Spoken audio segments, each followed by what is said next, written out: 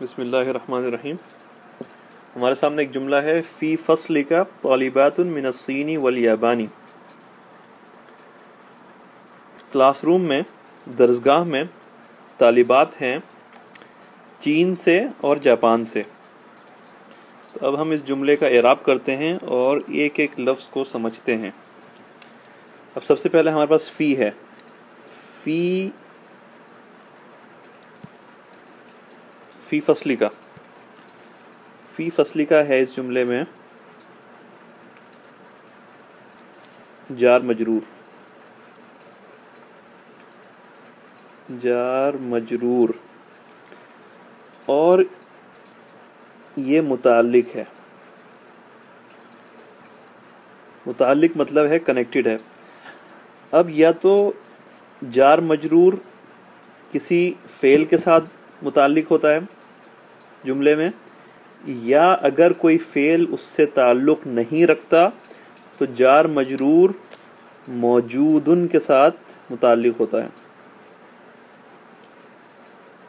تو اس کا مطلب یہ ہے کہ موجودن جو ہے چھپا ہوا ہے اس جملے کے اندر یہاں پہ۔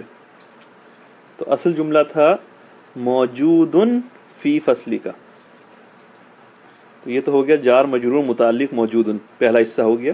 موجودن فی فصلی کا سے پہلے تھا۔ اب اگلا حصہ ہے ہمارے پاس طالباتن۔ طالباتن ہے مبتدا، مبتدا، اور یہ جو ہے مؤخر ہوئی ہوئی ہے۔ مؤخر مطلب ڈیلیڈ۔ تو اصل میں طالبات کو شروع میں ہونا چاہیے تھا مبتدا کو، لیکن جب مبتدا نکیرہ ہوتی ہے، جب مبتدا انڈیفینٹ ہوتی ہے تو وہ شروع میں نہیں آ سکتی۔ جب انڈیفینٹ مبتدا ہو تو اس کو خبر کے بعد لایا جاتا ہے، جس کو کہتے ہیں مبتدا مؤخر۔ ٹھیک ہے، اب اگلے اس میں چلتے ہیں۔ تو یہ ہو گیا خبر مقدم، اور پھر طالباتن ہو گیا مبتدا مؤخر۔ اب اگلا حصہ ہے من الصینی۔ من الصینی یہ بھی ہے جار مجرور، اور پھر الیابانی۔ اب دیکھتے ہیں، یہاں بہت انٹرسٹنگ چیز ہو رہی ہے۔ من جو ہے الصینی پہ بھی کام کر رہا ہے، الصینی پہ بھی عامل ہے اور الیابانی پہ بھی عامل ہے۔ وہ کیسے ہو رہا ہے؟ اب یہ جو سٹرکچر ہے من الصینی والیابانی، یہ ہے معطوف اور معطوف علیہ۔ معطوف علیہ کا مطلب یہ ہے کہ یہ دونوں چیزیں کنیکٹڈ ہیں آپس میں۔ کس چیز سے کنیکٹڈ ہیں؟ اس واو سے کنیکٹڈ ہیں، جس کو کہتے ہیں عطف۔